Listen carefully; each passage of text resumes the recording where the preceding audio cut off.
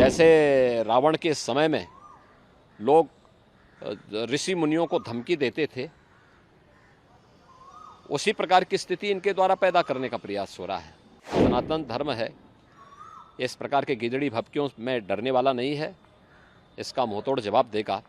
इसके लिए बंगाल की ममता बनर्जी की टीएमसी की सरकार को ओबीसी समुदाय से माफी मांगनी चाहिए। टीएमसी और इंडी गठबंधन, कांग्रेस समेत इंडी गठबंधन के सभी दलों के मुंह पर एक जोरदार तमाचा है। रामकृष्ण मिशन या भारत सेवाश्रम संघ, ये दोनों भारत की प्रतिष्ठित धार्मिक और आध्यात्मिक संस्था है।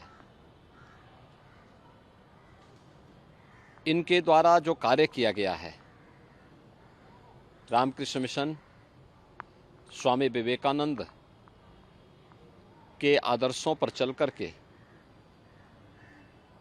पूरे देश और पूरी दुनिया के अंदर सनातन धर्म के मूल्यों और आदर्शों को, भारत के आध्यात्मिक मूल्यों को देश और दुनिया तक पहुंचाने में बहुत ही सराहनीय कार्य किया। सांस्कृतिक और आध्यात्मिक मूल्यों की स्थापना के साथ साथ सेवा के क्षेत्र में भी रामकृष्ण मिशन का बहुत सराहनीय योगदान है। ऐसे ही भारत सेवाश्रम संघ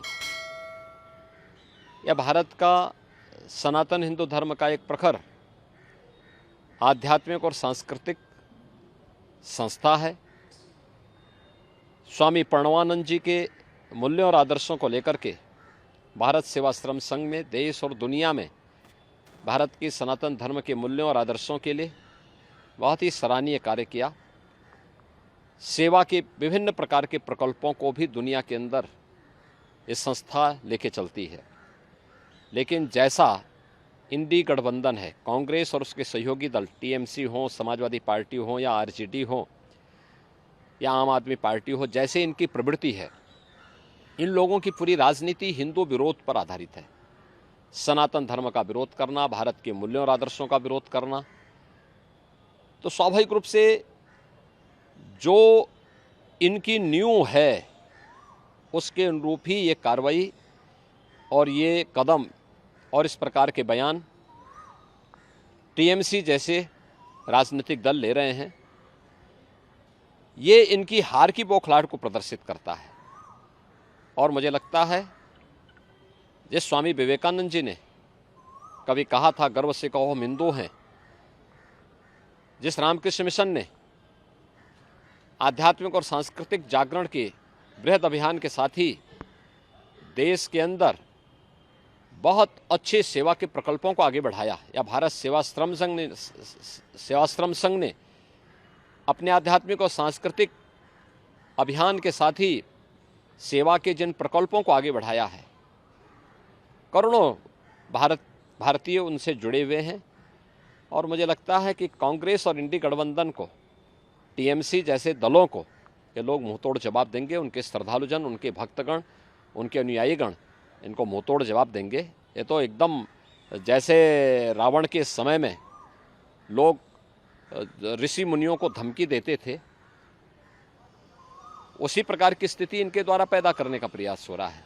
लेकिन ये सनातन धर्म है, इस प्रकार के गिदड़ी भभकियों में डरने वाला नहीं है, इसका मुंहतोड़ जवाब देगा। एक तरफ धार्मिक और हिंदुओं की धार्मिक और आध्यात्मिक संस्थाओं को धमकी दे रहे हैं, और दूसरी तरफ पिछड़ी जाति के लोगों के अधिकारों को जबरन बंदर बांट करने का काम टीएमसी सरकार ने वेस्ट बंगाल के अंदर सन 2010 में 118 मुस्लिम जातियों को ओबीसी में शामिल करके ओबीसी के आरक्षण पर एक प्रकार की सेंधमारी की थी। पिछले 14 वर्षों में लाखों पिछड़ी जाति के लोग इन सुविधाओं से वंचित हुए होंगे। इसके लिए बंगाल की ममता बनर्जी की टीएमसी की सरकार को ओबीसी समुदाय से माफी मांगनी चाहिए, कांग्रेस को इसके लिए माफी मांगनी चाहिए। जिन युवाओं के और जिन नागरिकों के अधिकार इन्होंने लेकर के जबरन या कृत्य किया है, वह किसी भी स्थिति में वह स्वीकार्य योग्य नहीं है। दूसरा, यह बाबा साहब भीमराव अंबेडकर की भावना के विपरीत है। वे भारत के संविधान के शिल्पी हैं और बाबा साहब भीमराव अंबेडकर ने कहा था कि धर्म के आधार पर आरक्षण नहीं हो सकता। ये धर्म के आधार पर आरक्षण देकर के पुनः भारत के विभाजन की आधारशिला तय करने की एक षड्यंत्र का हिस्सा है। माननीय उच्च न्यायालय कोलकाता ने जो निर्णय लिया है अत्यंत सराहनीय है, अभिनंदनीय है। टीएमसी और इंडी गठबंधन, कांग्रेस समेत इंडी गठबंधन के सभी दलों के मुंह पर एक जोरदार तमाचा है।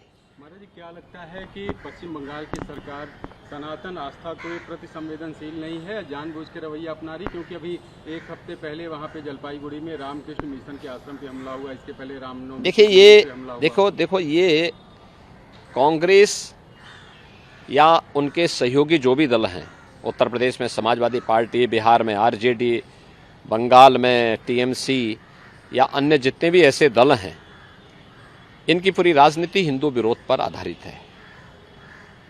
इनके लिए देश की तुलना में सत्ता महत्वपूर्ण है। देश की कीमत पर ये सत्ता चाहते हैं और मुझे लगता है कोई भारतीय इसको स्वीकार नहीं करेगा।